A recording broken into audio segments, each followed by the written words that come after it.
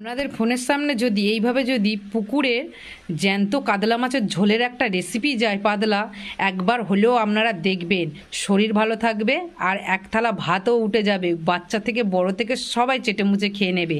একবার এই রেসিপিটা দেখবেন, কেউ স্কিপ করে যাবেন না, গেলে বুঝতে পারবেন না এখানে আমি কি কি মশলা দিয়ে বানিয়েছি। এরকম সুস্বাদু ঝোল যদি আপনারা বানাতে চান তাহলে পুরো ভিডিওটা দেখার অনুরোধ। নমস্কার বন্ধুরা, রাখির কিচেনে নতুন একটা পর্ব দেখার জন্য সকল বন্ধুকে জানাই ধন্যবাদ। এখানে দুরকম মাছ দেখে বুঝতে পাচ্ছেন, এটা ঘরের পুকুর থেকে ধরা মাছ। এটা আমাদের পুকুরেরই মাছ ধরা হয়েছে। আর কাতলা মাছটা কিন্তু 700 মতন হয়েছে। মাথাটা কিন্তু অনেক বড় মাথা, দেখে আপনারা বুঝতে পারবেন। ফোনেতে কতটা বড় লাগছে আমি জানি না, কিন্তু এটা 700 মতন মাছ, অনেক বড় মাছ।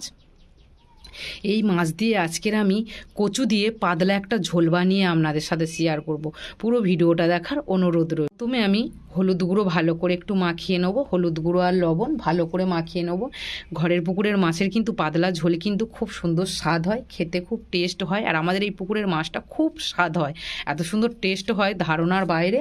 পুকুরে তো ভাত ফাত সবাই সরাবরা করে, যেসব পুকুরে সরাবরা করে সেসব পুকুরের মাছ কিন্তু খুব স্বাদ হয়। এখানে আমি লবণ একটু বেশি করে দেবো, কেননা বড় মাছ, একটু লবণ বেশি করে দিলে কি মাছের মধ্যে লবণ ঢুকবে। এবার এটা আমি ভালো করে একটু মাখিয়ে নেবো। এগুলো কিন্তু খুব সুন্দর করে আমি লবণ আর হলুদ মাখিয়ে নিয়েছি। ভালো করে একটু লবণ হলুদ মাখিয়ে নিতে হবে। একবার আমার মতন এইভাবে পাতলা কচু দিয়ে মাছের ঝোল বানিয়ে খেয়ে দেখবেন, খেতে কিন্তু অসাধারণ লাগবে। কিন্তু ভোট কচু না, মুখি কচু দিয়ে বানিয়ে দেখবেন। একটা কড়া বসিয়ে দিয়েছি, আর কড়াটা কিন্তু ভালো করে গরম করে নিতে হবে। মাছ ভাজতে গেলে কড়াটা কিন্তু ভালো করে গরম করে নিতে হবে। এবার এখানে আমি দেবো সাদা তেল। আপনারা সাদা তেলে ভাজতে পারেন, সর্ষের তেলে ভাজতে পারেন। তেলটা কিন্তু খুব সুন্দর গরম হয়ে গেছে, তেলে থেকে পুরো একদম ধোঁয়া উঠে গেছে। এবার এই সময় আমি মাছগুলো দিয়ে দেবো।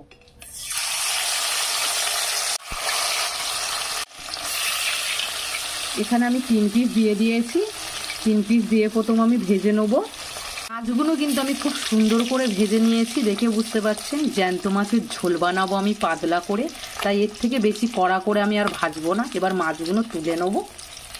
এইভাবে আমি সব মাছ ভেজে রেডি করে নেব। মাছগুলো ভেজে আমি সব রেডি করে নিয়েছি। আর এখানে একটা মিক্সচার মেশিনের বাটি নিয়ে নিয়েছি, কিছু মশলা আমি বানিয়ে নেব। এখানে আমি নেব জিরে আর ধনে, 1 চামচ করে নিয়ে নিয়েছি জিরে আর ধনে। এখানে কটা আমি শুকনো লঙ্কা নিয়ে নিয়েছি। এখানে নিয়ে নিয়েছি আদা। দিয়ে এই মশলাটা আমি রেডি করে নেব বানিয়ে। প্রথমে আমি জল ব্যবহার করব না, একটু মিক্সচার মেশিনে দিয়ে এটা ঘুরিয়ে নেব। ঘুরিয়ে নেওয়ার পরে একটু ভেঙে গেলে মশলাটা, জিরা আর ধনেটা একটু ভেঙে গেলে তারপরে এখানে জল ব্যবহার করলে খুব সুন্দর কিন্তু মশলাটা পেস্ট হয়ে যাবে। এখানে আমি কচুরমুখী নিয়ে নিয়েছি, এগুলো বাগানের দেশি কচুরমুখী। আর এখানে একটা আলু নিয়ে নিয়েছি। দেশি কচুরমুখী দিয়ে মাছের ঝোল করলে খেতে অসাধারণ লাগবে। এগুলো আমি কেটে নেব, সুন্দর করে ছাড়িয়ে নিয়েছি। এবার আমি কেটে নেবো এইভাবে। এখানে আমি এইভাবে 3 ফালি করে কেটে নেব। এবার কড়ার মধ্যে আমি তেল দেবো। মাছ ভাজার তেলগুলো কিন্তু আমি তুলে নিয়েছি। মাছ ভাজার তেলে কিন্তু তরকারি বানালে কিন্তু তরকারি খুব একটা খেতে ভালো লাগে না। যখন দেখবেন যে অল্প মাছ ভাজবেন তখন সেই তেলে তরকারি বানাবেন, খেতে ভালো লাগবে। কিন্তু যখন তরকারির মধ্যে অনেকগুলো মাছ ভাজা পড়ে যাবে, তখন সেই তেলে তরকারি না করলে ভালো হয়। একটু চচ্চড়ি মচ্চড়ি এটা সেটা বানিয়ে নিতে পারে। আমি এখানে আলাদা করে এবার সর্ষের তেল ব্যবহার করব। এটা হালকা গরম হয়ে গেলে এখানে আমি দেবো 5 ফোঁটন।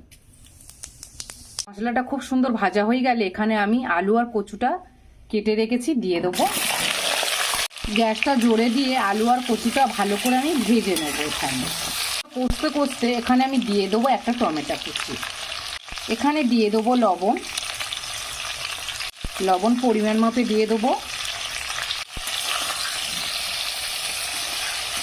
খুব সুন্দর করে কিন্তু আমি সবজিগুলো ভেজে নিয়েছি, খুব সুন্দর করে ভেজে নিতে হবে। এবার এখানে আমি দিয়ে দেবো যে মশলাটা আমি বানিয়ে নিয়েছিলাম, সেই মশলাটা দিয়ে দেবো। মশলাটা দিয়ে দিয়েছি, এবার ফের ভালো করে কষবো।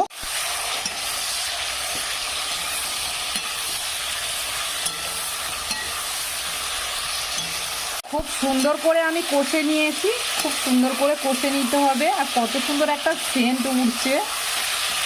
দিয়ে দেবো হলুদ গুঁড়ো।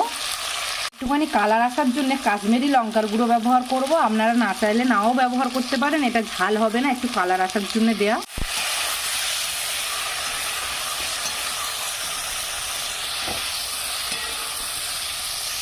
সুন্দর একটা কালার এসেছে।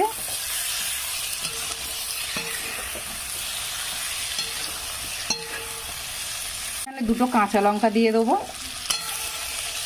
মশলাটা খুব সুন্দর করে, সবজি মশলা সব ভালো করে খুব সুন্দর কষা হয়ে গেছে।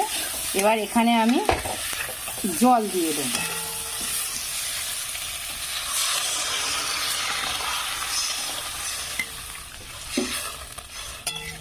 মানে জল কিন্তু আমি বেশি করে দিয়ে দিয়েছি, আমি এটা মাছের ঝোল বানাবো। জল আপনাদের পছন্দ মতন এখানে দেবে। এবার এখানে আমি ঢাকা দিয়ে ফুটিয়ে নেবো ঝোলটা। সুন্দরভাবে ঝোলটা ফুটে গেছে। এবার এখানে আমি মাছগুলো দিয়ে দেবো। এখানে আমি ভেজে রাখা মাছের মাথাটা দিয়ে দেবো।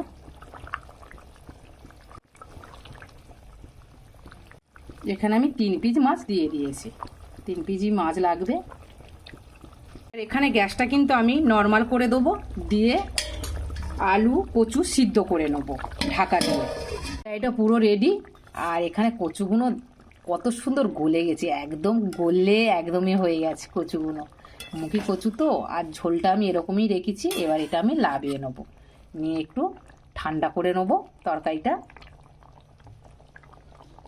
তরকারিটা পুরো রেডি, লাবিয়ে নিয়েছি। আর কত সুন্দর কালার এসেছে, দেখে বুঝতে পারছেন যে তরকারি কত সুন্দর কালার এসেছে। গরম ভাতের সাথে খেতে কিন্তু অসাধারণ লাগবে। পারলে বন্ধু বান্ধব সবার সাথে শেয়ার করার অনুরোধ রইল, সবার সাথে শেয়ার করবেন। আর আমার পাশে থাকবেন, আপনাদের কাছে আমি অনুরোধ করে বলছি, আমার পাশে থাকবেন, আমাকে সাপোর্ট করবেন। আর পাশে থাকা বেল বাটনটা অন করে রাখবেন, নতুন নতুন ভিডিও ছাড়ার সঙ্গে সঙ্গে সবার আগে আপনাদের কাছে পৌঁছাবে। পারলে একটা লাইক করবেন, কমেন্ট করতে কেউ ভুলবেন না, কমেন্ট করলে আমার খুব ভালো লাগবে।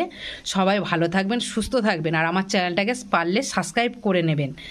আমার ভিডিওটাকে আমি এই পর্যন্ত শেষ করছি বন্ধুরা, টাটা।